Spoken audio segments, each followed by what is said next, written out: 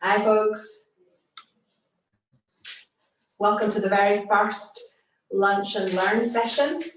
Thank you so much for taking time out of your day to join us, and if you aren't joining us live, you'll be able to watch it later. And so my first guest, the first person that we're putting in the hot seat, so you didn't have any choice in the matter, is David Bowmaker. So David, thank you for joining us today. Thank you, good to be here. So as many of you know, David's co-owner, co-director here at Life Fit Wellness, and is also an integral part of the physiotherapy team. So we have had some questions emailed in, which I'm going to put to him in this session today. So they're the questions then relating to physiotherapy, but we thought to kind of just ease him in gently. I've got some quicker questions for him, and that'll help you maybe get to get a bit more of an idea of David. Okay, so you ready for this? Okay, so are you a sweet or savoury guy? Savoury. Okay, what about prefer cat or dog? Cat. Good. Okay. I have to say that. I forgot to. What about Pilates or yoga? Yoga. Controversial. I'll have a word with them later since I'm a Pilates teacher. Okay, ironing, do you consider it therapy or a bit of a chore? Sure. And which do you find more relaxing to do, read or watch TV? Watch TV. Yes, I can vouch for that.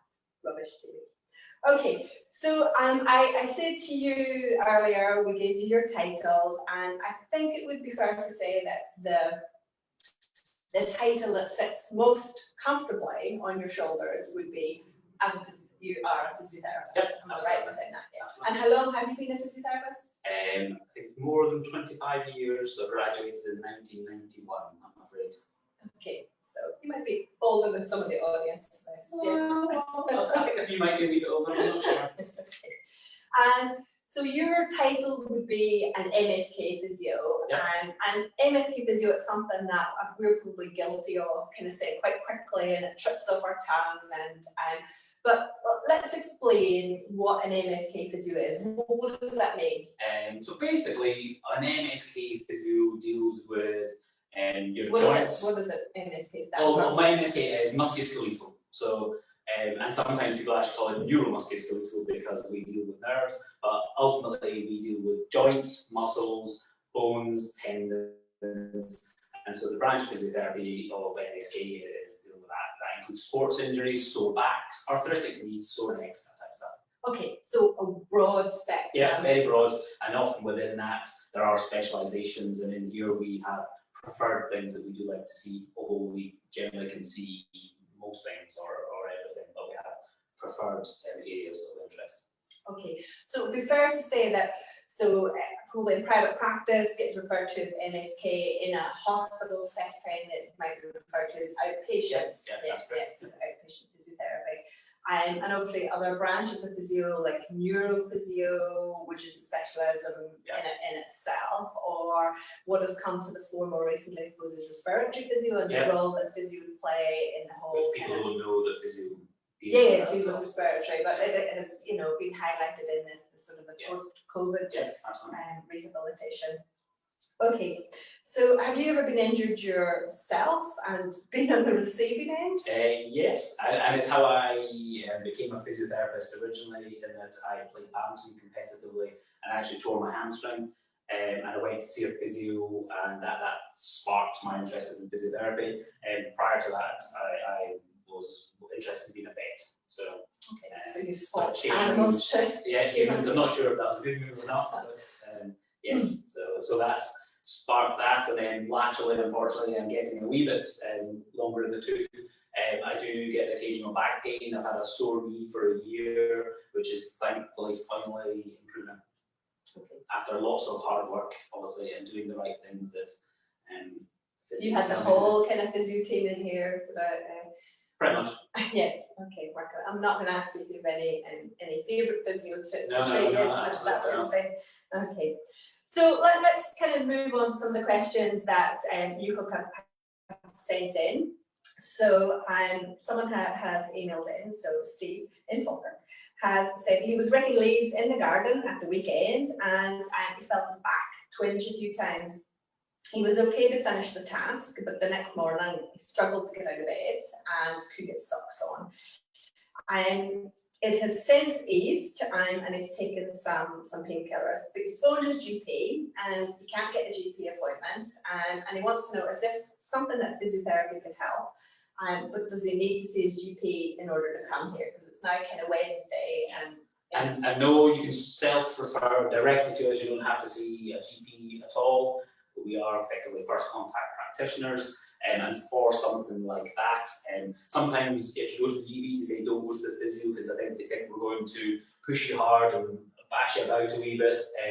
But certainly, in our opinion, the sooner we see you, we can make sure you're doing the right things as early as possible so that things settle. Because often you might be doing things that perpetuate the problem, and so it doesn't settle as quickly. So it's definitely something that would be worthwhile coming in for. It is a kind of a classic scenario. Yeah, absolutely. I mean, and between gardening in terms of the leaves and just bending over, things like decorating are another classic example where people are doing an activity and you just do it for too long. So you don't start half a job, you carry on, you don't think of it like running where you maybe run for half an hour and that's what we normally do. It's much more extended, and so people just overload their tissues and they often get irritated. Yeah, and I'm just thinking now, coming up to Christmas, we're probably guaranteed to have there'll be the Christmas injuries as well. Somebody hurts their back getting the Christmas tree out of the loft, so you've been warned, or hurts their knees or their backs because they're kneeling on the floor wrapping their Christmas presents and they just need to get the job done. So you don't say you haven't been warned this year. So just to kind of say, so as you said, we're first contact practitioners, they don't need the GP to refer.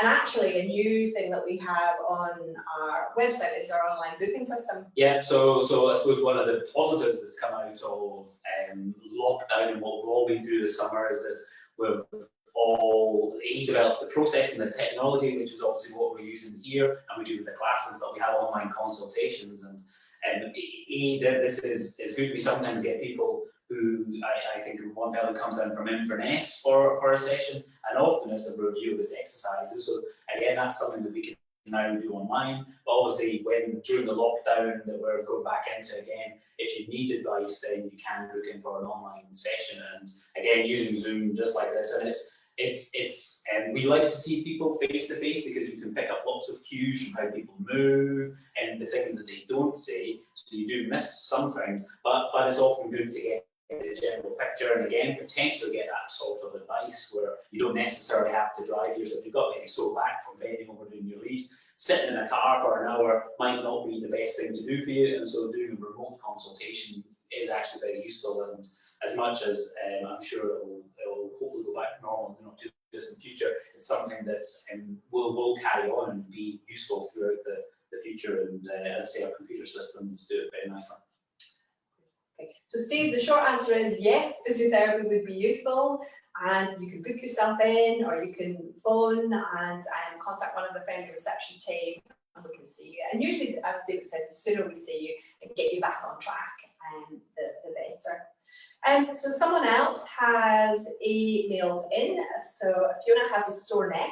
And she wants to know, should she wear a collar? She remembers her gran always wearing a collar for her sore neck, and so she's been thinking, well, maybe I should do that. So, but she's not sure where she should get one, or should she use that. So, what are we thinking about that?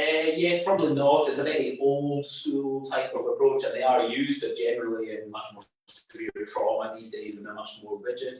And wearing the collar is a form of immobilization, which lots of things have gone away from. So even with acute backs, acute necks, we try and get things moving as soon as possible. And in general, with a sore neck, one of my favorite positions is just lying down, head supported on a pillow, get a wee pack in your neck, and just start doing some gentle movements within your limits of pain. So when we're sitting upright or standing, your head's quite heavy, gravity's squishing it down. So your muscles have to work, or so whereas the lying down on your back position is just much more relaxing and a good position to start if you have a sore neck. So I mean, that's the beauty about being a physio for so long now, that you very long enough. to say, you see how things, I suppose, have evolved, and certainly here we are evidence-based clinicians, and try to follow sort of best practice. Absolutely. In terms of, so to say, and so it's a no to the collar, but so maybe having some physiotherapy would be better than. Yeah, absolutely. Again, it's looking at the specific issue and getting an individual assessment and then an individual treatment plan. And so you didn't actually mention how that sore neck has developed, so and that might be something that I think I'm sure folk will have questions about for future sort of sessions about all this working from home and the various setups. We've kind of seen a bit of a reflection of those trends, and in folk that are presenting for physiotherapy with different aches and pains to usual. Okay, another question for you here. So I took up running at the start of lockdown and have built up my mileage gradually, but over the last 6 weeks or so, I've developed a sore right knee whenever I run. My knee's fine whenever I walk. Should I stop running? And is it something that physio would benefit? Yeah, and it's such a common scenario, and especially with running, because everybody can run, and it's seen as just putting one foot in front of the other. What lots of people don't appreciate is this very high forces, much higher than walking. So it can take time for our body to adapt to that, and 6 weeks is a classic time frame. Things like couch to 5K doesn't necessarily get sore straight away. It takes time for our tissues to get sensitized to that loading. And ultimately, if something gets sore, you do need to do something about it, but I wouldn't stop running if possible. I'm very keen on people doing the activity that they're doing, but I would try and back off so that it's sub-threshold. So if you start to get pain at 10 minutes, I would probably be looking at doing 8 or 9. And you want to be working as close as you can to what your tissues can tolerate, because you want to stimulate them, but you don't want to aggravate them so that the problem keeps on going. But you do have to do something about it. If you keep on running at that normal level, or more than likely, if you just started running, you're going to be trying to increase, then what you find is the problem just accumulates. And classically with running, lots of these problems actually feel better when you are running, when you've warmed up. And so you get a false sense of security that is actually good for you, but ultimately it's not, and you find that things just keep on perpetuating and just get sore and sore. So very important to do, to modify it, and then you can potentially do other exercises, sometimes strengthening exercises, sometimes some jumps or hopping that are comparable. So these are all things that we would look at in our running clinic here? Yeah, absolutely. So the running clinic looks at people's gaits, a more formal process than we do on the treadmill, and we do what's called capacity tests. So we see how strong muscles are, and anybody who runs has to have pretty good calves in terms of strength and the ability of the Achilles to tolerate the high peak forces that are there. So yes, looking at and if there's a deficit there, yeah, that could be absolutely. impacting on the knee. For sure. So the deficit could be from the actual injury, but it could be the cause of it as well. So and lots of people start running and they get to 5K, and that's all they're going to do. Then they get to 5K and they want to do 10K, and they get to 10K and they want to do a half marathon, and so on, everybody wants to keep on doing more. So you want to make sure you're in a good place to be able to progress, but give your body time to adapt. I did kind of smile to myself when I read that question, and they said, built up gradually. I thought, great, someone who, because often we see runners in here who are kind of like, oh yeah, I'm taking up running, and no, absolutely. So it is, as you said, about building it up, building up that tolerance. And I guess, so we mentioned, so the running clinic, we would look at things, and the thing to remember is to bring your running shoes, because we get lots of clues from the running shoes, and don't take your good running shoes, the ones that you kind of have to replace the ones that you actually run in, but you've kind of kept them because you want them to stay clean. So we need to see the ones that you really do run in, that have the wear pattern, which are going to give clues, because obviously this is the right knee, you might be right footed. Is it there's loads of variables that can contribute to that. Okay, so we would explore that. So again, physiotherapy is worthwhile, and it might just be that initial one and sending you off, making some tweaks, or it might actually embark on and there's a wee bit of a rule of thumb. I think the earlier people come, the less sessions you need, because you catch earlier. When things are chronic and severe, it does tend to take more time to resolve the issues. So that's why coming quicker is generally better. You get things back to normal as soon as possible and do the right thing as soon as you can. And we work in partnership, don't we, with the patient. So nobody's going to come and go, you need 6 sessions. No. It's kind of discussing in that initial session what we've found, what we think it is, what you can do about it. Yeah, we have placed a great emphasis on education and empowering people to take care of themselves. Yes, there's certain things that we have to do, but we try and make sure that people are in control of what they do, because they need to go out of here. We don't follow people around and say you're doing this and doing this, and in here for 30 minutes, 60 minutes is only a short period of time in comparison to the amount of time that you're spent out there doing your thing. So if you understand your problem, then you can deal with it much better. So who's been your youngest client, or not? What's been the age, I should say, of your youngest client? I actually had a 7-year-old the other day, so pretty young, so that's definitely the lowest end that I'd like to see. Okay, and your oldest client? 90s, 92, 92, so whole range. Okay, so that really broad spectrum of clients.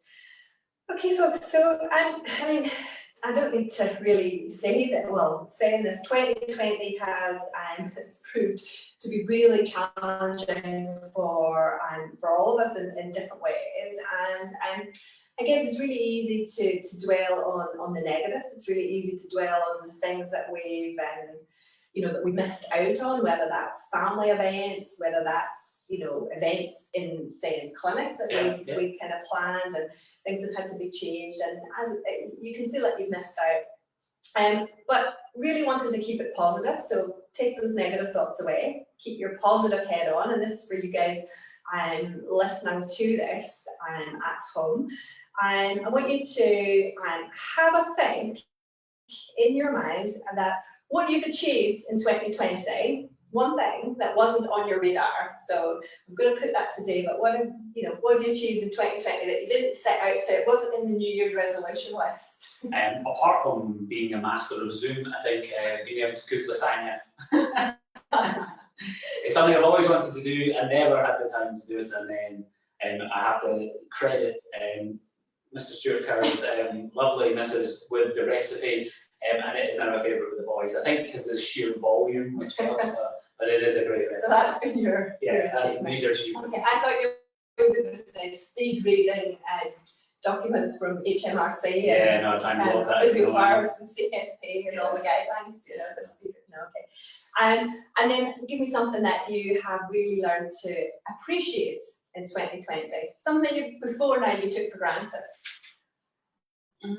I think just spending time probably more at home. So we work long hours, and obviously you and I have historically set our hours up completely separate, and they were obviously synced more. So it could obviously go both ways and spending too much time together. But that's been a positive, and I think being able to spend time together and exercising, which is great, and sort of have the time outside rather than being in the clinic for long hours, which I'm sure we'll get back to. But Good. So I hope you were able to think of something that you've achieved in 2020. And I know a lot of you have become Zoom masters as well, as you've joined me for Pilates. And really something that you are appreciative for and has become more important to you as the year's gone on. I'm going to leave it to David to sum up. So a take-home message that you would maybe give your clients. Yeah, broadly. Yeah, being proactive with your health. So obviously we see the musculoskeletal side of things, and do take responsibility for your health. I think is my key message.